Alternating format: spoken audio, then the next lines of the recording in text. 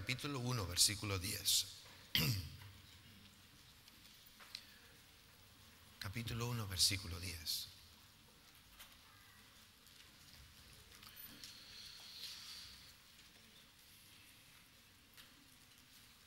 Como saben, estamos de lleno en la tarea de motivar a toda España a orar juntas el día 8. Creo que todos saben que el día 8 de junio es el Día Nacional de Oración por España. Entonces, ese día, la idea es que los que tenemos conciencia de la importancia que es la oración, ese día en toda España, salvando las distancias geográficas, pero al mismo tiempo e incluso orando por las mismas cosas, podamos tomar 2 horas para orar. Va a ser aquí en Canarias, pues por el cambio horario nos toca de 6 a 8 de la noche. En la península será de 7 a 9. Y esa idea está basada en la enseñanza del poder del acuerdo. El Señor dijo, si 2 se pusieran de acuerdo en cualquier cosa, ¿verdad? Hablando de cosas que son lógicamente la voluntad de Dios, no burradas, sino cosas que son la voluntad de Dios. Se pusieran de acuerdo aquí. Hay un texto en el Antiguo Testamento que dice que, hablando de las guerras, dice, si uno hace huir a 1000, 2 harán huir a 10.000. Y da una idea de lo que es la sinergia, ¿verdad? Hablaba ayer con un pastor en Tenerife que su mujer falleció hace poquito, hace como un mes, un poquito. Me recogió en el aeropuerto y estuvimos hablando un poco. Y entonces me dijo, hablábamos de esto, ¿verdad? Y salió el tema. Y me dice, cuando uno pierde a su mujer, me dijo, cuando uno pierde a su mujer, no pierde el 50%. Y enseguida me vino este texto. Si uno hace huir a 1000, 2 a 10.000. Quiere decir que si 2 hacen huir a 10.000 y uno desaparece, este no hace huir a 5.000. Y él me decía, yo no soy el 50%. Cuando estábamos juntos éramos el 100%, pero cuando ella desapareció, yo no soy el 50%, ni siquiera el 50%. Me dejó pensando. La verdad que está pasando, lógicamente, con mucha aplomo, pero está pasando un tiempo difícil este hombre, este pastor de Tenerife. El día 8 de junio, la idea es que todos los cristianos de España, pues nos pongamos de acuerdo para orar. Y el problema no es tanto orar. Estoy cansado de ir a ciudades y ciudades y estar repitiendo lo mismo, ¿verdad? Y una de las cosas que les repito a todos les digo, mire, esto no es el día 7 por la tarde llamarnos y decir, oye, que mañana hay que orar. Así no es. Esto funciona de otra manera, porque las consecuencias de lo que ocurre ese día, porque el pueblo de Dios se pone a orar, depende de cómo llega el pueblo de Dios a ese día. Entonces, el gran trabajo que yo le desafío a los pastores cada vez que me reúno con ellos en cualquier sitio y promuevo este evento, es que no se trata de que ese día lleguen unos cuantos y se pongan de acuerdo a orar. Este año lo estamos haciendo por provincias, de tal manera que todas las iglesias de la provincia se reúnan en la capital para tener un solo evento de oración, uno solo. Entonces no es para que se reúnan 4 o 5, no es para que se reúnan 10, es para que se reúnan todas las iglesias de la provincia, porque eso es lo que va a hablar de la unidad. Y cuando tenemos ese nivel de unidad es cuando podemos esperar que la oración en esa unidad traiga unos cambios explosivos. ¿Cuánto quieren que España cambie? España va a cambiar si la iglesia se pone a trabajar. España va a cambiar si la iglesia, entre otras cosas, ora. Pero el efecto exponencial de cómo va a ser el cambio viene dado por cuántos nos vamos a poner a orar. Por eso dice, si uno hace huir a 1000, 2 a 10.000, imagínense todos nosotros en España el mismo día a la misma hora, orando por España. El poder que se desata va a ser increíble. Yo creo en eso. Yo creo en que la iglesia de Jesucristo, la iglesia del Señor, es la responsable directa del futuro de esta nación. No son los políticos, ellos hacen lo que pueden y ya ustedes están viendo cómo va la cosa. La iglesia es la responsable, porque la iglesia tiene el secreto. Y el secreto no es otro que Jesús. Jesús es el secreto de la vida. ¿Y dónde está Jesús? Con su iglesia. Entonces la iglesia tiene el secreto para que España sea diferente. Amén. Entonces quería comentar esto, porque este texto que les van a poner ahora es el texto que utilizamos este año. Y dice así: os ruego pues, hermanos, por el nombre de nuestro Señor Jesucristo, que habléis todos una misma cosa y que no haya entre vosotros divisiones, dice, sino que estéis perfectamente unidos en una misma mente y en un mismo parecer. Y luego él sigue argumentando, pero yo quería centrarme en este texto, porque con este texto, cada vez que lo presento, enseguida lógicamente surge el comentario: que todos habléis una misma cosa. Dile que está a tu lado, tenemos que hablar la misma cosa. Dígale que está a su lado, no tiene que haber entre nosotros divisiones.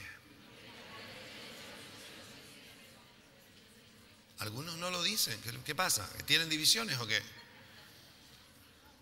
Dice, tienes que estar perfectamente unido. Es que este va a ser el gran secreto de una gran victoria. Lo que quiero compartir hoy es muy sencillo y lo he dividido en el texto mismo, porque la división está clara. Quiero primeramente, para los que están tomando nota, la primera parte: os ruego pues, hermanos, por el nombre de nuestro Señor Jesucristo. Hacemos una oración y comenzamos. Padre, guíanos, Señor, en este tiempo. Ayúdanos, Dios, a zambullirnos, meternos en esta palabra y poder, Señor, asumir, hacer nuestro, Dios mío, tus pensamientos. Son las cosas que hay en tu corazón. Y Dios mío, no queremos soñar con lo nuestro, queremos soñar con lo tuyo. Y no queremos ver con nuestros ojos, queremos ver con tus ojos. Y no queremos, Señor, ser impulsados por nuestro corazón, sino impulsados por tu corazón. Por eso te pedimos en esta hora que tú bendigas, Señor, nuestras vidas y nos des, Señor, esa sensibilidad, esa receptividad a tu palabra que ha de afectarnos, no solo ahora, sino de ahora en adelante. Te lo pedimos en el nombre de Jesús. Amén, amén y amén. Fíjese que el Pablo va a decir un par de cosas. No son fáciles. No son fáciles. Ya cuando yo hablo con los pastores y empiezo con la primera frase, este texto la tengo puesta en 2 diapositivas. Entonces, en la primera diapositiva tengo puesto los 2 primeros puntos que vamos a hablar, donde luego dice, habléis todos una misma cosa. Y entonces ellos no saben que le voy a poner la siguiente diapositiva. Y cuando le pongo solamente la primera parte, los miro a los ojos y les digo, creo que ya empezamos mal. Ya empezamos mal. ¿Y por qué empezamos mal? Porque dice que habléis todos una misma cosa. Eso sí que es difícil, que todos hablemos una misma cosa. Ahora, va a haber una serie de cosas que él va a pedir. Él va como a demandar, que las trataremos ahora, segundo, tercero y cuarto punto. Pero el primer punto es el argumento de él para que nosotros entremos en ello, nos metamos. Él quiere usar un argumento que él cree que va a ser lo suficientemente fuerte para que nosotros hagamos lo que él nos va a pedir a continuación. Y el argumento es este. Dice, os ruego pues, hermanos, por el nombre de nuestro Señor Jesucristo. ¿Usted no ha oído a alguien que dice, mira, si no lo quiere hacer otra cosa, hazlo por lo menos, hazlo por mí? ¿No le han dicho alguna vez eso? Hazlo por mí. Y cuando decimos eso, ¿qué queremos decir? hazlo por amor a mí, por todo lo que me quieres, porque por mí tú estás dispuesto a hacer no sé qué cosas, esas cosas, ¿no? Ese tipo de... O hazlo por mí en el sentido de, porque tú sabes que si lo haces, eso va a ser una bendición para mí, hazlo por mí. Te estoy pidiendo un esfuerzo, pero es un esfuerzo que va a tener una gran recompensa. Hazlo por mí. Y aquí Pablo está diciendo, háganlo, lo que les voy a pedir, háganlo por el nombre de nuestro Señor Jesucristo. Háganlo por Jesucristo. Para Jesucristo, para ustedes es importante. Claro que sí. A ver, levanten las manos todos los que creen que Jesucristo es muy importante. Ah, nosotros. Una película, ¿no? Dice, entonces háganlo por Jesucristo. Háganlo por Jesucristo. ¿Qué nos irá a pedir? Que empieza el versículo diciendo, háganlo por amor a Jesús. Háganlo por amor a Jesús. ¿Y sabe qué? Cuando Pablo está argumentando esto, está hablándole a una iglesia que está en una crisis tremenda. La iglesia de Corinto. Una iglesia donde hay mucha división. Pleitos dentro de la iglesia. Hay mucho desorden. Probablemente o no había pastor, o el pastor que estaba era muy novato, no sabía manejar la cosa. Tengan en cuenta que en aquel momento la información que había sobre doctrina, enseñanzas bíblicas, no es la que tenemos hoy, evidentemente. Ellos ni siquiera tenían Biblia. Si acaso tenían algún escrito del Antiguo Testamento, pero tampoco estaban en Israel. Estamos en Corinto. Corinto está en Grecia. Así que tampoco se podía esperar que la biblioteca del supuesto pastor estuviera llena de libros y rollos y no sé qué. No. Ahí se movían un poco por lo que el Espíritu les decía y no había mucho más. Por eso Pablo, cuando escribe esta carta, está intentando poner un poco de orden y decirle, escúchenme, todo lo que ustedes están haciendo, lo que está pasando es glorioso, pero tienen que poner un poco de orden.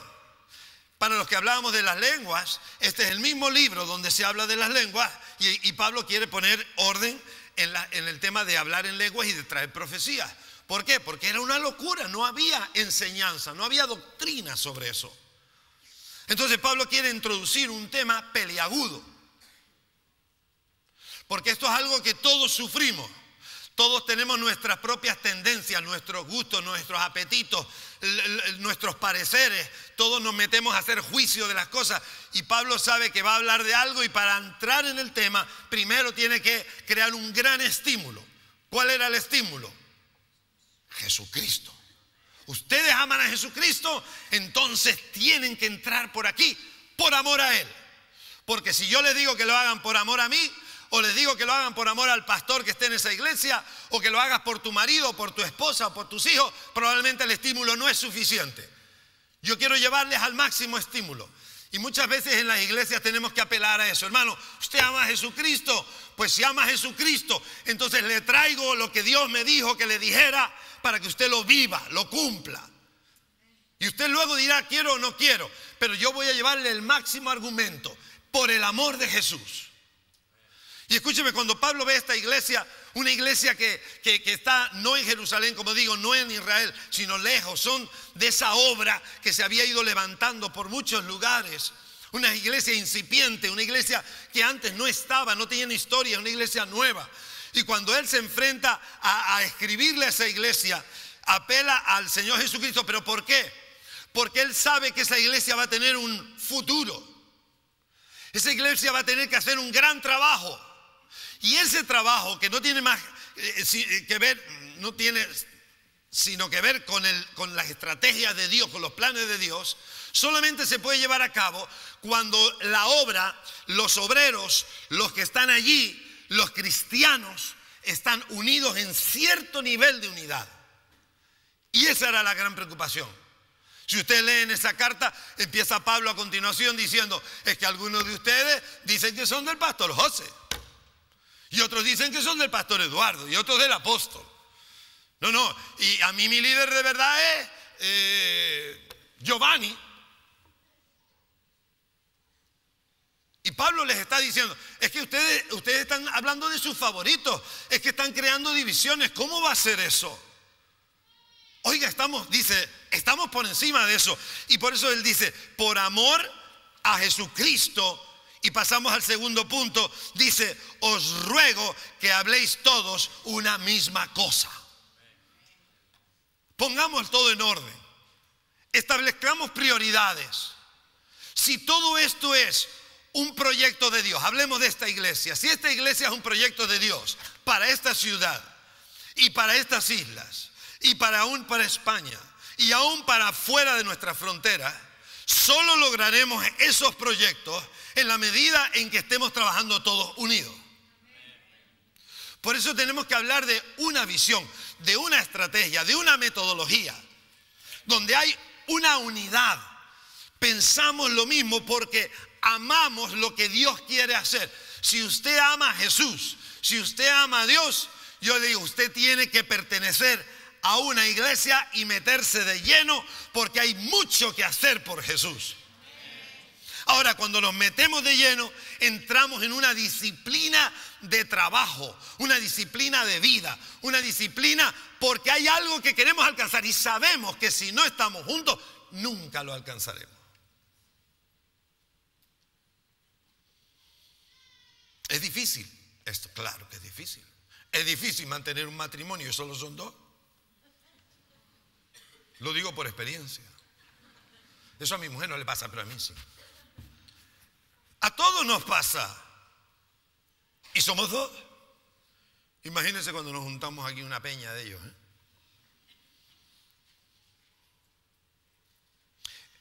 Hay una lucha continua porque el yo quiere salir. El yo. Es que yo. El yo. Y el yo, el darle lugar al yo es lo que ha estropeado grandes proyectos del Señor. Porque en ese deseo de que el yo logre lo que el yo quiere, hemos hecho a las cosas de Dios, quítate para allá, porque yo. Y mira, quiero que venga Isaías capítulo 14. Isaías 14, del 13 al 15. Queremos imponerlo. Mire, eso lo tenemos metido en los tuétanos. Diga conmigo, tuétanos. Está metido en lo más profundo de nosotros, ¿no? En los tuétanos tenemos metido el yo. El yo quiere salir adelante, el yo quiere triunfar, el yo quiere imponerse. Y es una lucha. ¿Y sabe de dónde arranca eso? Esto es viejo, como la historia de la humanidad. En Isaías 14, del 13 al 15 dice, hablando de Satanás, dice, tú que decías en tu corazón, subiré al cielo, en lo alto, junto a las estrellas de Dios, levantaré mi trono y en el monte del testimonio me sentaré a los lados del norte. Sobre las alturas de las nubes subiré y seré semejante al Altísimo. Hay que ser ignorante. Y seré semejante al Altísimo. Mas, dice la Biblia, tú, está hablando de Satanás, derribado eres hasta el Seol, a los lados del abismo. El Satanás tiene un yo que se le sale del pecho. No le cabe. De antes de la creación, el diablo ya tuvo un pleito. Fíjense el diablo, el pleito que tuvo, que fue el primero que causó una división. Le dividió el cielo a Dios. ¿Usted cree que las divisiones vienen de todas del mismo sitio? Del yo. Y el que se encarga de que nuestro yo esté siempre ahí luchando, y yo, y para mí, es Satanás. Y con el mismo concepto con el que Satanás quiso ser como el Altísimo, es que no podrá ser como el Altísimo nunca, porque quien creó a Satanás fue Dios. Entonces no puede ser el creado nunca igual al creador, jamás. Pero el yo, ¿cómo nos engaña el yo? Y el yo lo cuidamos y lo alimentamos tanto que a veces tiene más protagonismo que la propia palabra que Dios nos ha dado para cumplir. Un ejército, usted piensa en un ejército, una estrategia. Van unas compañías por aquí, otras compañías por allá, y aún dentro de las compañías se reparten las tareas de pues, cómo van los pelotones y todo tiene una estrategia, hay un orden, hay una sincronización. Todo eso funciona así y tiene éxito cuando va al milímetro. Cuando Dios piensa en la iglesia, piensa en los mismos términos.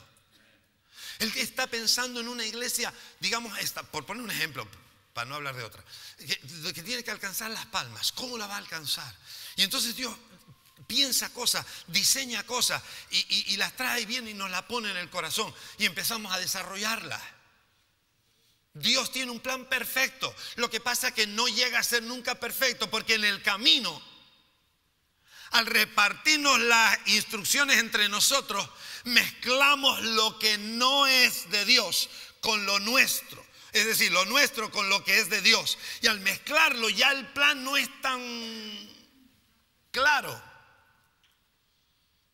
Ya no era el plan perfecto.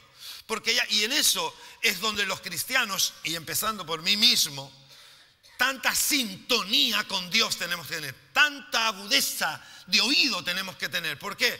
Porque en cuanto introducimos nuestra opinión, cuando introducimos nuestra forma de ver las cosas, estamos entonces interfiriendo en lo que Dios quería hacer. Y muchísimos planes de Dios se frustran o no se logran en la medida que Dios lo había establecido, porque hombres como tú y como yo, mujeres también, han entrado a participar en el plan aportando su opinión, aportando su idea, y se frustra. Se frustra. Dice, hablemos todos una misma cosa. Entonces nos reunimos y decimos, bueno, ¿qué vamos a hacer? Y entonces uno dice esto y lo otro. Y bueno, tenemos que tomar decisiones. Y las decisiones vienen, hay que consensuarlas. Ahora hablaremos un poquito de eso. Pero si cuando nos sentamos a hablar no hay disposición para hablar, jamás llegaremos a ningún punto en común. Matrimonio, escriba eso. Padres e hijos, familias, escriban eso. Porque este principio es para todo grupo social que funcione o quiera funcionar. Es ponernos de acuerdo, es hablar una misma cosa, es establecer qué es lo mejor y ponernos juntos a trabajar en pos de lo mejor. No es lo mejor lo que tú dices porque tú lo dices, en absoluto. Cuando entramos en conflicto con la propia palabra de Dios, entonces ya es más ridículo todavía. ¿Por qué? Porque ¿cómo voy a argumentar con lo que Dios habla, con lo que Dios dice? Todavía podíamos argumentar entre las opiniones nuestras, pero el Señor va a venir, escúcheme, y para eso vienen los dones de sabiduría, de palabra de ciencia, de discernimiento de espíritu, y vienen dones, capacitaciones que Dios nos da para traer esa inspiración o esa idea que Dios quería traer para su iglesia. Dios no nos va a dejar solos, ni nos va a dejar ciegos, ni nos va a dejar en tinieblas. No, porque el primer interesado en que se cumpla lo que Él quería hacer es Él mismo. El problema no es el plan de Dios. El problema es que cuando Dios pone su plan en mi mano, yo empiezo a tomar parte activa. Y pongo mucho de mí. Y entorpezco lo que el Señor pone de Él mismo. ¿Qué le pasa a los profetas? ¿Cuál es uno de los puntos delicados de los profetas? Reciben una palabra, ellos sienten algo, pero luego lo tienen que expresar. Y al expresarlo, indefectiblemente, añaden algo que no era del pensamiento que Dios les dio. Por eso Pablo dice, examinar las profecías. Alguien me hablaba en estos días, no, tengo esto, me ha venido lo otro, y le digo, también con la práctica lo que Dios te da tienes que discernirlo para poderlo poner en orden. Incluso muchas veces hay voces que vienen, pensamientos que vienen que pudieran ser sospechosos de que realmente fueran de Dios. Esto también viene. Esto nos viene a todos. Cuando un profeta se levanta y dice, Dios dice, vamos a escribirlo, vamos a escribirlo, vamos a pensarlo. No se recibe porque simplemente alguien se levanta y dice Dios dice y ya está. porque no funciona así.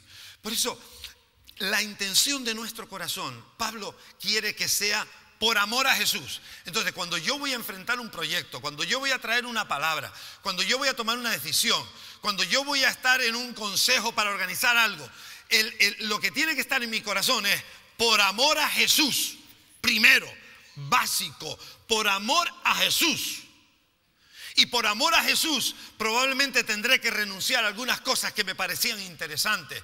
Por amor a Jesús y al proyecto que estamos trabajando tendré que renunciar a ideas que los demás no la ven, pero yo la veo. Pero es que, ¿qué hago? ¿Me peleo con todo el mundo? No, tendré que aprender a renunciar. Por eso Jesús dijo, el que quiera ser mi discípulo, niéguese a sí mismo. Entonces el negarse a sí mismo es ir en contra del yo que siempre quiere salir. No, esto es así. ¿Por qué? Porque es como yo lo entiendo. Sí, pero es que hay uno al lado tuyo que lo siente de otra manera. ¿Y quién tiene razón? Mira, un día se le acercó un joven a mi mujer y le dijo, Dios me ha dicho. Y yo no estaba en aquel momento, pero era para haber dicho, esa mano se seca en el nombre de Jesús. Es broma, es broma.